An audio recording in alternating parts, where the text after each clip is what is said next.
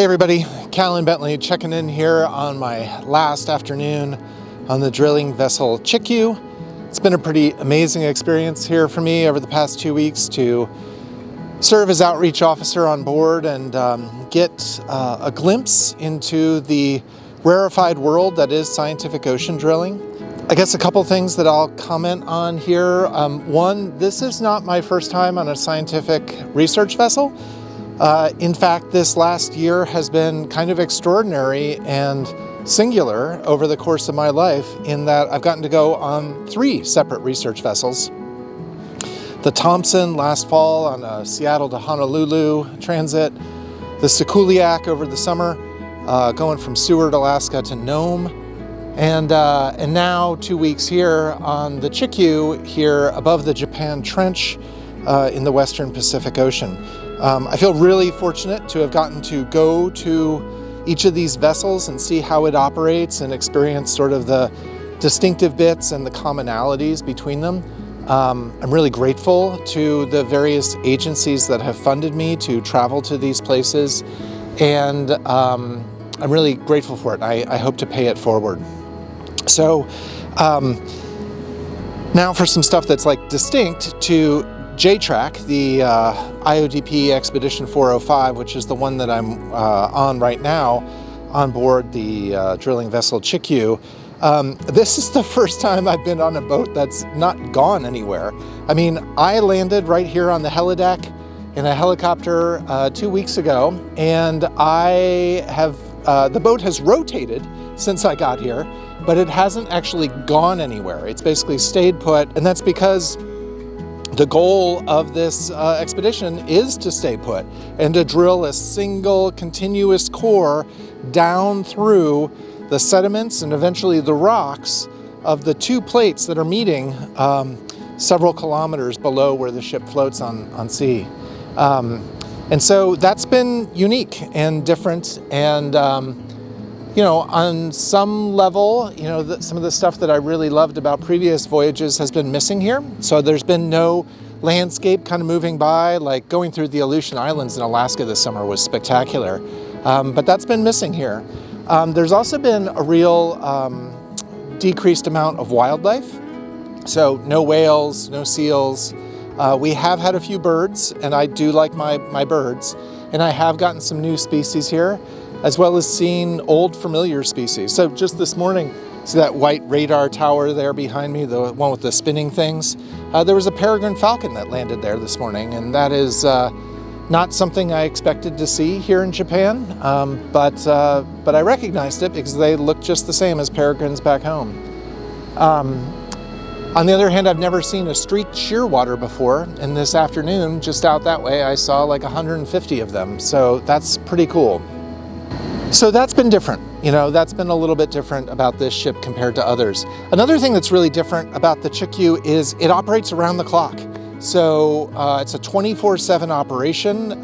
There are crew and drillers that are working around the clock to pull up core, and that means the scientists have to keep to that same 24-hour schedule. So the science team here is split into sort of a day shift and a night shift, and they work very, very hard at doing the hard, laborious work of documenting these cores as they come aboard. So that could be just a visual core description, or it could be taking samples, preparing those samples, in some cases going through like, you know, 40, 45 steps to get a sample prepared so that it can be available for scientific analysis.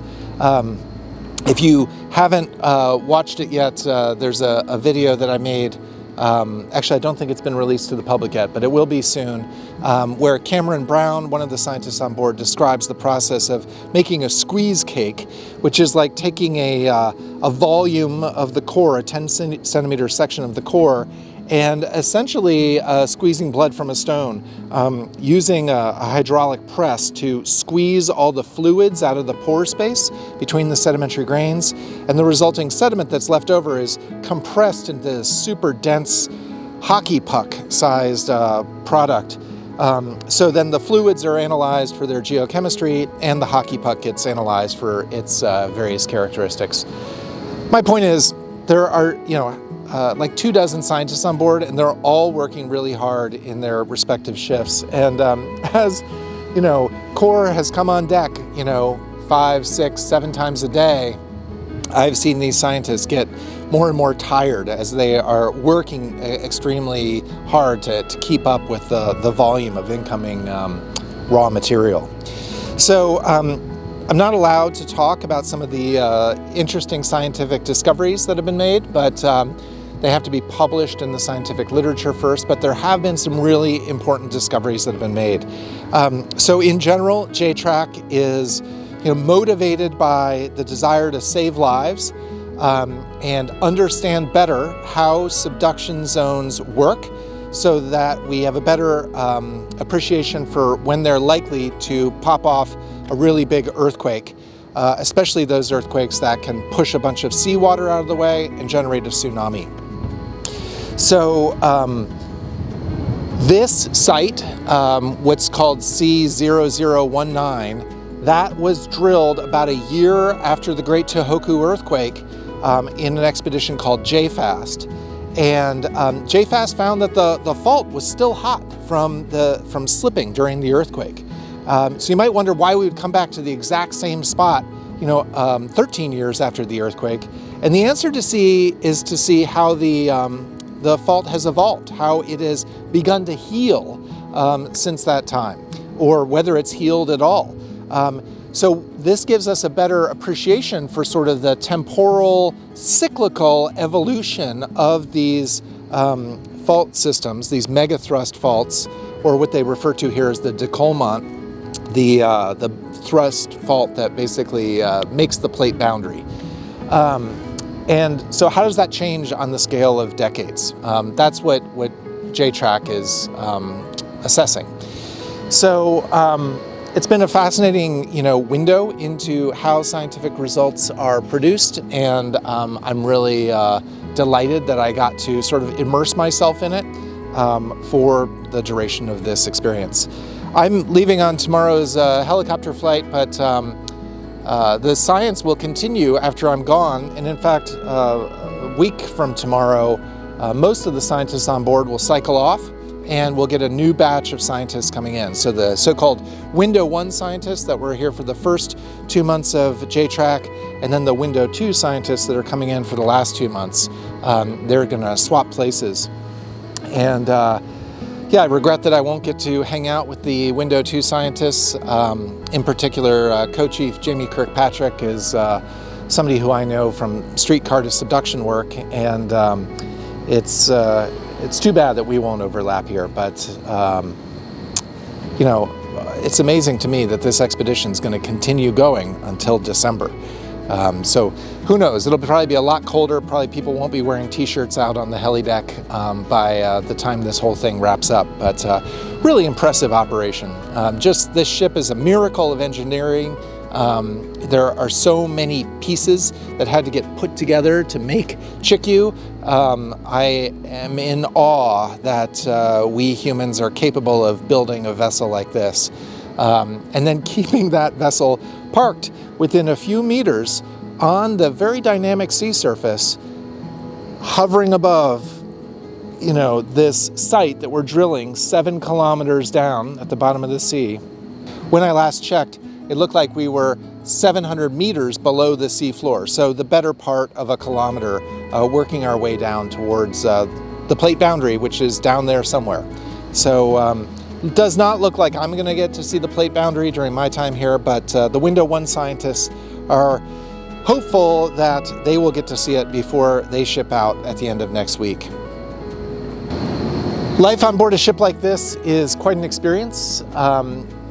I get a berth to myself. That means like a room with a couple of bunk beds. If the ship were more crowded, I'd have to share that room, and somebody would get the upper bunk and I'd get the lower bunk. That opens onto a bathroom, which is unique to that room. And then, the towels in the bathroom get changed over every day. There's a free laundry service, so all I need to do is hang my dirty laundry in a bag on the door of my berth, and then come back a couple hours later and there'll be clean laundry in a bag on a different hook next to my door. really amazing customer service, I guess you could call it, allows the scientists to focus on the job at hand and not have to worry about like, oh, do I have time to run to the laundry room? Oh, my pants are still wet. I need to run the dryer for another cycle and come back here in 15 minutes. Like, that stuff is canceled. All right, it's just not part of the picture, and that I think is really very freeing to allow scientists to focus on the job that they have to do.